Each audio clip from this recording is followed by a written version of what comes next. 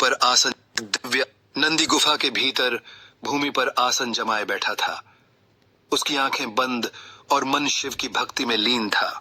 नंदी गुफा के भीतर भूमि पर आसन जमाए बैठा था। उसकी आंखें बंद और मन शिव की भक्ति में लीन था। वर्षों से वह इसी स्थिति में था, बिना भोजन और जल के।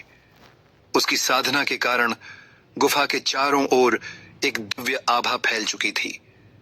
नंदी की साधना के बीच अचानक कुछ अद्भुत घटित हुआ।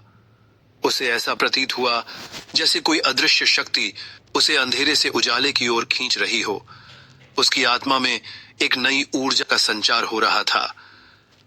भगवान शिव की आकृति को देखकर नंदी के हृदय में श्रद्धा का सागर उमड़ पड़ता है। उसकी आंखों में अश्रुओं की धारा बहने लगती है। हे नंदी, तुम्हारी तपस्या से मैं अति प्रसन्न हूँ। हे भगवान, मुझे आपके साथ रहने का अवसर दीजिए। मैं हमेशा आपकी सेवा करना चाहता हूँ।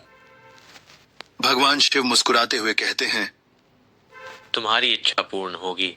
तुम मेरे वाहन बनोगे।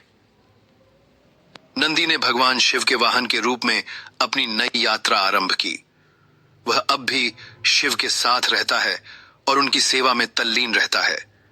उसकी भक्ति और तपस्या का फल उसे प्राप्त हो चुका था। नंदी की कहानी यह सिखाती है कि सच्ची भक्ति और कठोर तपस्या का फल हमेशा मीठा होता है।